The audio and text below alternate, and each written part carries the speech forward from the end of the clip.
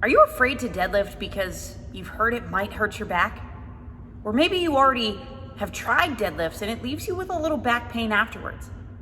My name is Davies and I am with Complete Performance today to give you 3 most common mistakes leading to injury during deadlift. In today's video, we're gonna talk about the 3 biggest areas for mistake in a deadlift by covering your back, your hip position, and your head position. The first thing we want to cover is your back positioning.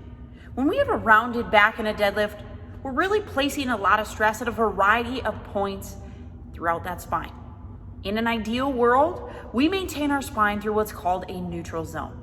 At one point, it was called a neutral spine, but research has continued to develop and find that a zone is more appropriate for individualization.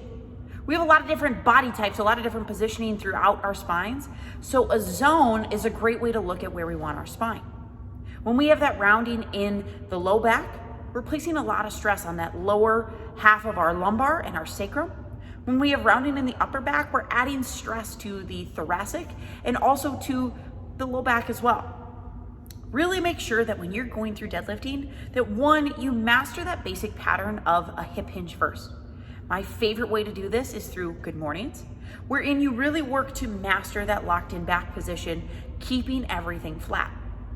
Then, once you've mastered that hip hinge, then you can start adding some load in some RDLs, some good morning patterns, still prioritizing and checking in on that back positioning.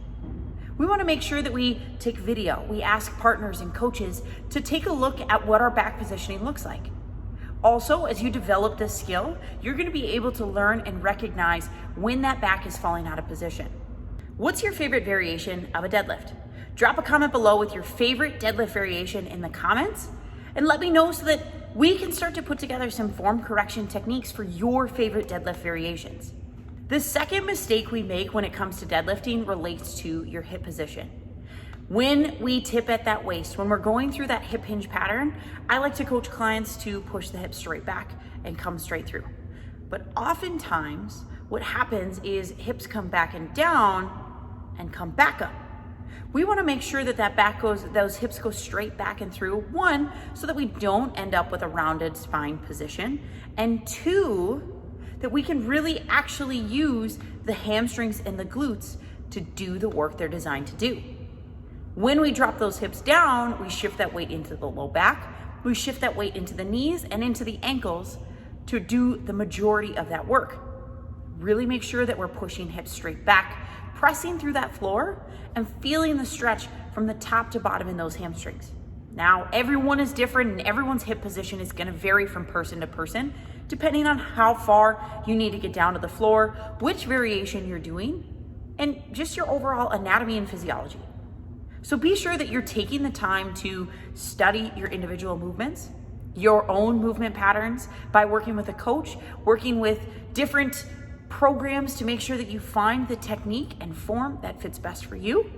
And by repeatedly checking in by watching video, taking pictures, and doing assessments by asking a training partner or a friend to point out some things or look at particular things in relation to your hips. If you want more form corrective videos or want to know how you can really assess and evaluate your form, click subscribe to this channel. This channel is designed solely for you to get the most out of your training program. Each week, I'm posting new videos to help form, technique, and program design so that you can get the best results in your body composition journey. The third thing that we want to talk about when it comes to making a mistake in deadlift relates to your head position. More often than not, we like to look up to the sky for that deadlift, cranking on that neck. And what that does is, yes, it puts stress on that neck, but it also puts a lot of stress all the way down onto that low back and that lumbar. I coach clients to look 6 to 10 feet ahead of them. Always keep the eyes placed down on the floor and allow those eyes to come up and follow you back in. Another great cue to think about when you are deadlifting is to think about tucking and pulling that chin in. Give yourself a double chin at the top of that deadlift. It's a great way to ensure that you line yourself up. And then at the top, make sure that you stack yourself from head, shoulders, hips, knees, and ankles down to the floor. Cranking your head can be a really easy fix to make, so long as you, again, take that time to watch some videos, take some pictures, and ask a friend, a coach, or a training partner to point out some key things like neck positioning. Don't forget that just because we don't want to crank the head up, we also don't want to let that head hang too far low.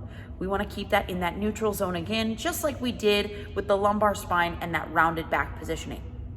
Are you looking for a training program that has deadlifts in it, but in the appropriate progressions for you?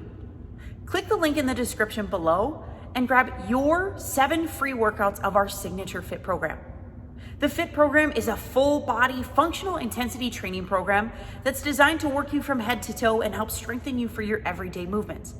There are a variety of progressions, video demonstrations, and coaching cues that can help you learn how to train, get the motivation to get back started, and to show you a little bit of what our training at Complete Performance looks like. Thanks for watching.